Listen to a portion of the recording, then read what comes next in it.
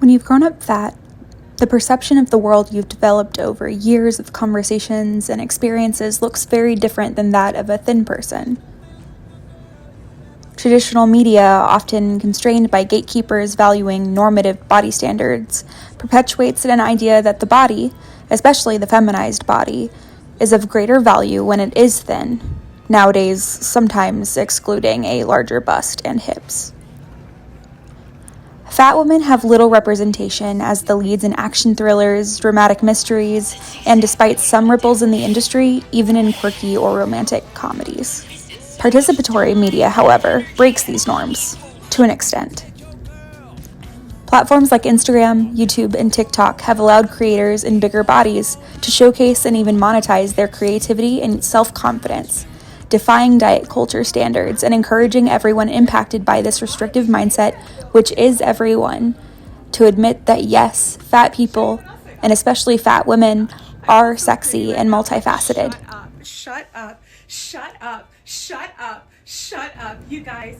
While there are many niches of online communities to point towards to examine how fat women have begun working towards rectifying their lack of representation, let's look specifically towards the women of cosplay and fantasy. These communities set an example of loving a particular media and then directly placing themselves within it. Cosplay, the term born from costume and play, normally involves an individual dressing like a character from a comic, show, or movie. Many cosplayers create their costumes from scratch, sewing items themselves or crafting pieces from foam or electronics. The community surrounding this art form is in itself a subculture, and this allows the standard norms and rules to be critiqued and even completely thrown out when necessary. Similarly, fantasy dress allows for creativity while also relaxing the goal of looking like a particular recognizable character. Generally, cosplay and fantasy communities are accepting of all body shapes and sizes.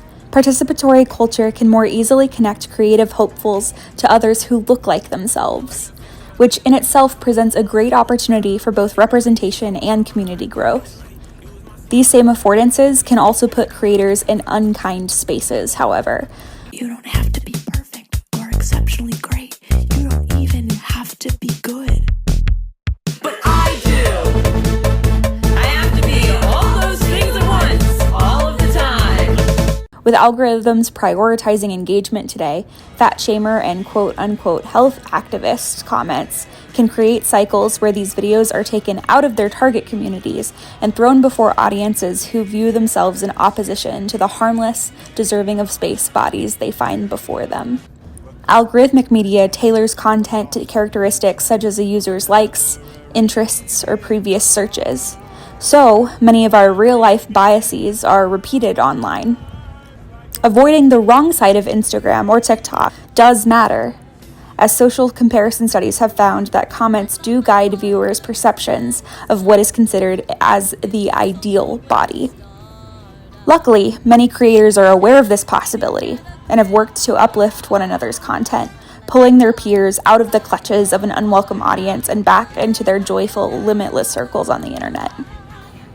Because we cannot authenticate ourselves without a community against which to do so, placing ourselves in tension with each other appears to be crucial to self-actualization, which is why it is impossible to imagine the internet without its trolls, the fantasy characters we'd love most to leave behind.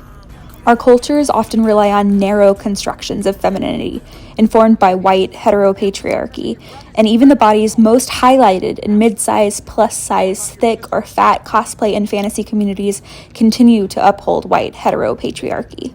But this can change. Given that every individual has their perspective, each has the ability to reflect on their position and privilege and become critically conscious. Because certain groups are privileged at a societal level, blame is more likely when their positions of power have not yet been recognized. Even online, thin bodies continue to be privileged over fat ones. So what do big bodies in fantasy clothes represent?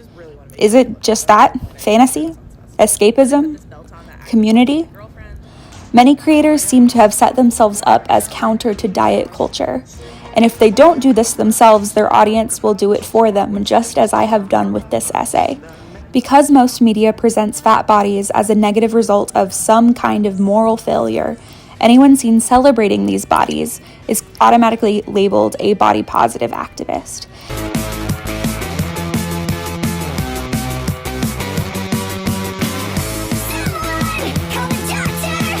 And although the body positivity movement has potential to challenge the standards of this white heteropatriarchy, there is still an overarching ideal of a favorable body shape and size.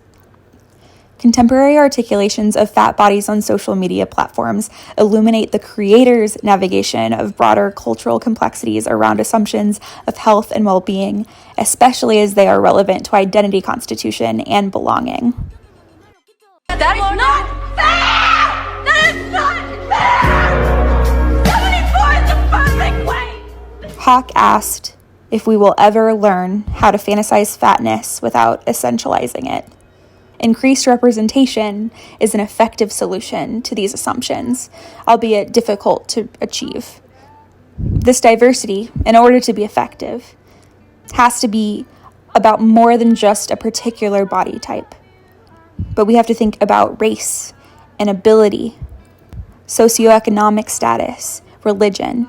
So to be fat and in a fantasy or cosplay costume is resistance. But I'm curious about a time and space, both in real life and on digital media, where that resistance is no longer necessary. The weatherman come to bring us sugar and tea.